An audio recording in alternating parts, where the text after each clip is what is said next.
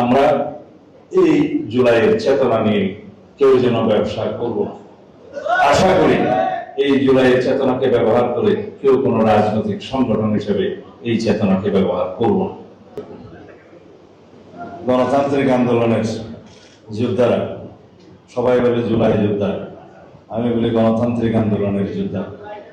সবসময় গণতন্ত্রের জন্য সংগ্রাম করেছে, স্বাধীনতার জন্য যুদ্ধ করেছে। এই ঢাকা বিশ্ববিদ্যালয়ের ছাত্ররাই নেতৃত্ব দিয়েছে। সুতরাং বাংলাদেশের অভ্যুদয়ের ইতিহাস থেকে তার আগে পর্যন্ত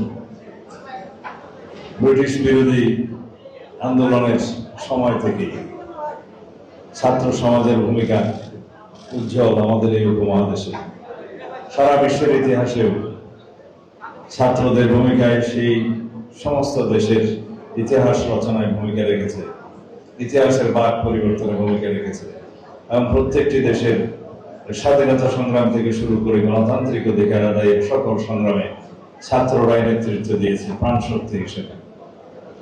একইভাবে ঢাকা বিশ্ববিদ্যালয়ে 24শে জুলাই যে আন্দোলনের স্ফুলিঙ্গ প্রকাশিত হয়েছে তার সফল পরিণতি হিসেবে 5ই আগস্ট ছাত্র গণ অভ্যুত্থানের সফল সমাপ্তি হয়েছে। বাংলাদেশ গণতান্ত্রিকভাবে অবমুক্ত হয়েছে। দেশের বিলুপ্ত গণতন্ত্রকে আমরা আবার মুক্ত করতে পেরেছি। সেই সময়কার 15ই জুলাই আমি তখন নির্বাসনে, কিন্তু আমার সমস্ত মনোযোগ, আমার সমস্ত সহযোগিতা সবকিছু এই আন্দোলনের সাথে ছিল। আমার সহযোদ্ধারা জানে এবং যারা জুলাইয়ের এই ছাত্র অভ্যুত্থানে নেতৃত্ব প্রদান করেছে, সহযোগিতা করেছে, তাদের অনেকেই জানে। আমি এই মেয়ের ছবি তখন দেখেছিলাম বিদেশে বসে। আজকে আমাকে আবার সেই ছবিটা রাকিব দেখালো, জীবন্ত ছবি।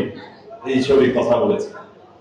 যেদিন ঢাকা বিশ্ববিদ্যালয়ে স্লোগানে মুখরিত হলো তুমি কে আমি কে, রাজাকার রাজাকার, যেদিন স্লোগানে মুখরিত হলো কে বলেছে স্বৈরাচার স্বৈরাচার, এই স্লোগান বাংলাদেশের ইতিহাসের বাক পরিবর্তন করে দিয়েছে। তার পরবর্তী দিনে সমগ্র বাংলাদেশে মাফিয়া ছাত্র সংগঠন, ছাত্রলীগ এবং আওয়ামী লীগ, যুবলীগের নেতৃত্বে সমস্ত শিক্ষা প্রতিষ্ঠানে হামলা চালালে এই তরুণী সেই হামলার শিকার হয় এবং তার একটি ছবি ভাইরাল হয় দেশে এবং বিদেশে। ছাত্র আন্দোলনের বাক ঘুরে যায়। 16ই জুলাই আমাদের বাংলাদেশের ইতিহাস সৃষ্টিকারী শহীদ আবু সাইদ শহীদ হন। একই সময়ে চট্টগ্রামে আমাদের আরেক সন্তান, আমার গ্রামেরই সন্তান, যে আমাকে 2-3 সপ্তাহ আগে দেখতে গিয়েছিল, সে শহীদ হয় ওয়াসিম আকরাম। এবং মুগ্ধ সহ আরো অনেকেই তার পরবর্তীতে এই শহীদের কাতারে লিপিবদ্ধ হন। তারপরের ইতিহাস বাংলাদেশের মানুষ জানে। রক্তাক্ত হয়েছে আমাদের এই মানচিত্র, রক্তে লেখা ইতিহাস, রক্তে রঞ্জিত ইতিহাস। বাংলাদেশের নতুন করে এই ছাত্র গণ অভ্যুত্থানের মধ্য দিয়ে আমরা জনপ্রত্যাশিত গণতন্ত্রকে মুক্ত করতে পেরেছি। সেই গণতন্ত্রকে রক্ষা করার দায়িত্ব এখন আমাদের সবার। স্বাধীনতা অর্জন করা সহজ, কিন্তু স্বাধীনতা রক্ষা করা কঠিন। যে স্বাধীনতা, যে গণতন্ত্র অবরুদ্ধ থাকে, সেই দেশের স্বাধীনতা গণতন্ত্র পরাধীনতার শৃঙ্খলে থাকার মতোই থাকে। সুতরাং আমরা কখনো শৃঙ্খলিত হতে চাই না। আমাদের গণতন্ত্রকে আর কখনো স্বৈরাচারী শক্তি অবদমিত করে রাখবে, পদদলিত করতে পারবে, সেটা আমরা দিতে চাই না। সেই জন্যই আমরা সংবিধানের গণতান্ত্রিক সংস্কার করতে চাই, সংশোধন করতে চাই। রাষ্ট্র কাঠামোর গণতান্ত্রিক সংস্কার করার জন্য আমরা 31 দফা প্রণয়ন করেছিলাম। তার প্রেক্ষিতে আমরা নির্বাচনী ইশতেহার সেগুলোর প্রতিফলন ঘটিয়েছি। আমরা সারা বাংলাদেশের সকল রাজনৈতিক দল, ফেসিবাদী শক্তি বাদে সবাই একত্রিত হয়ে জাতীয় ঐকমত্য কমিশনে আমাদের সংস্কার প্রস্তাবগুলো আমরা একত্রিত করেছি এবং জাতীয় জুলাই জাতীয় সনদ আমরা স্বাক্ষর করেছি। আমাদের ঘোষণাপত্র হয়েছে এবং জুলাই জাতীয় সনদ অনুসারে আমরা সংবিধান সহ অন্যান্য আইন কানুনে আমাদের সংস্কার সাধন করব। এটা আমাদের প্রতিশ্রুতি, এটা আমাদের অঙ্গীকার। আমরা অঙ্গীকার করেছি যারা জুলাই যোদ্ধা আহত হয়েছে, শহীদ হয়েছে, যারা আহত হয়েছেন এবং যারা জুলাই যুদ্ধে অংশগ্রহণ করেছেন তাদের সাংবিধানিক সুরক্ষা দেয়া হবে, আইনি সুরক্ষা দেয়া হবে, তাদের অন্যান্যভাবে সহায়তা করা হবে। এইগুলো আমাদের প্রতিশ্রুতি জুলাই জাতীয় সনদের অঙ্গীকারনামায় লিপিবদ্ধ করা হয়েছে। আমরা চাই আইনানুগ প্রক্রিয়ার মধ্য দিয়ে ফ্যাসিবাদী মাফিয়া সংগঠন আওয়ামী লীগের রাজনৈতিক ভাগ্য নির্ধারিত হোক। আমরা এক্সিকিউটিভ অর্ডারে প্রশাসনিক আদেশে কোন রাজনৈতিক দলের রাজনৈতিক করাকে নিষিদ্ধ করাকে আমরা সঠিক মনে করি না। এটা জুডিশিয়াল প্রসেসের মধ্যে দিয়ে যেতে হবে, আইনানুগ প্রক্রিয়ার মধ্যে দিয়ে যেতে হবে, সেটা আমরা নিশ্চিত করতে চাই। যারা ফ্যাসিবাদী শেখ হাসিনার সংগঠন হিসেবে আওয়ামী লীগের দায় দায়িত্ব নির্ধারণের জন্য আইনানুগ প্রক্রিয়া গ্রহণের পক্ষে মতামত ব্যক্ত করবেন, তাদের পক্ষে আমার একটা যুক্তি আছে। কথা হচ্ছে রাজনৈতিক সংগঠনের রাজনৈতিক ম্যানিফেস্টোর প্রেক্ষিতে যদিও অবৈধ, তারা রাজনৈতিক দলের শীর্ষ নেতৃত্ব হিসেবে সরকার পরিচালনা করেছেন, অবৈধ প্রধানমন্ত্রী হলেও প্রধানমন্ত্রী নাম ছিল, তার দায় দায়িত্ব সেই সংগঠনকে নিতে হবে।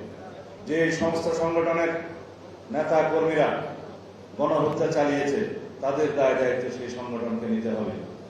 আমরা জানি নুরেমবার্গ ট্রাইব্যুনালের মধ্য দিয়ে সেই সময়কার সংগঠন, হিটলারি সংগঠনকে রাজনৈতিক অধিকারকে বঞ্চিত করা হয়েছে, কেড়ে নেওয়া হয়েছে, নিষিদ্ধ করা হয়েছে।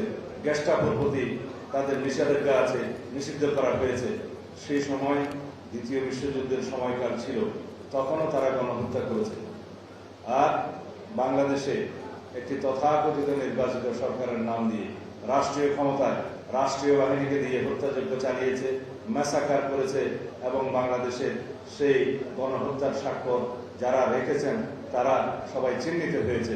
বাংলাদেশে এমন কোন হত্যা পরিচালিত হয়েছে আসমান থেকে গুলি করে সাধারণ গৃহিণীকে এবং শিশুদেরকে হত্যা করা হয়েছে, এটা বিশ্বে কোনো নজির নেই।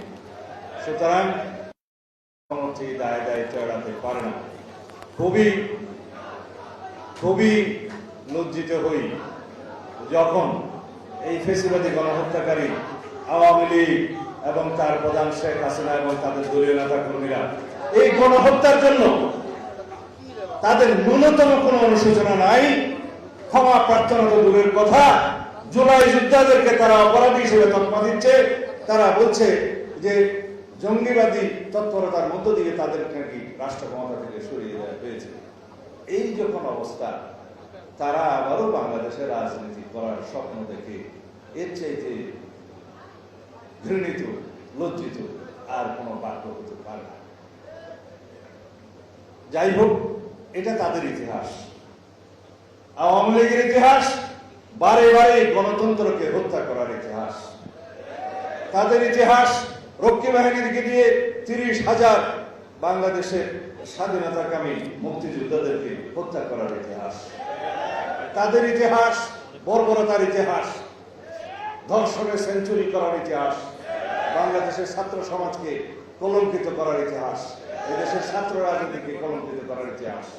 তাদের ইতিহাস একদলীয় বাকশাল কায়েমের মধ্য দিয়ে গণতন্ত্রকে বিলুপ করার ইতিহাস। সুতরাং আওয়ামী লীগ নামক এই ফ্যাসিস্ট মাফিয়া সংগঠনের পক্ষে যে কোনো কিছু বলা সম্ভব।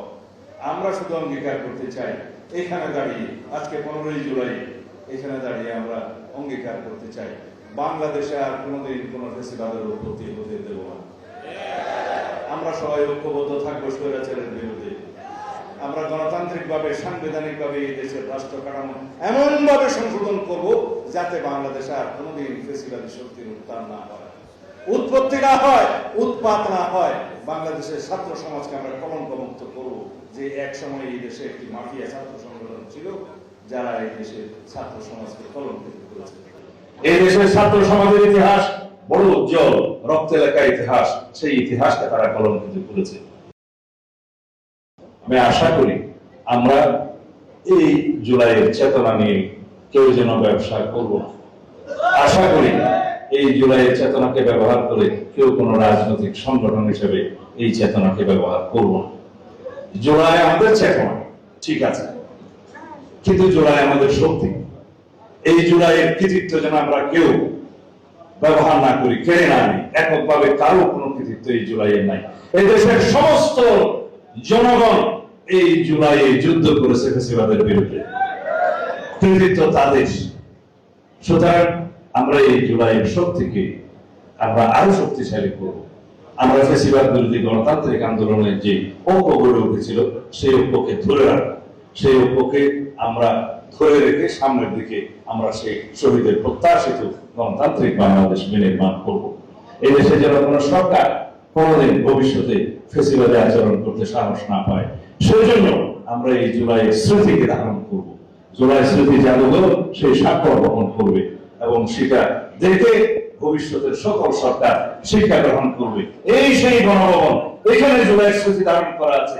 যারা ফ্যাসিবাদে আচরণ করবে তাদের পরিণতি এরকম হবে।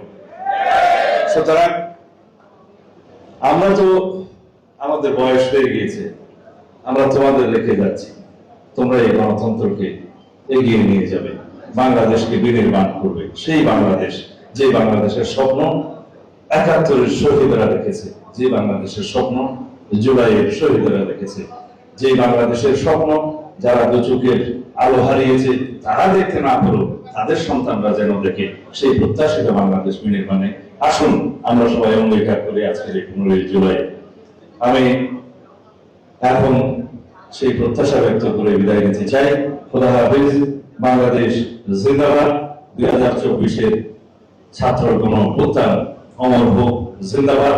জুলাই স্মৃতি আমাদের শক্তির উৎস হোক, প্রেরণা হোক। আসসালামু আলাইকুম।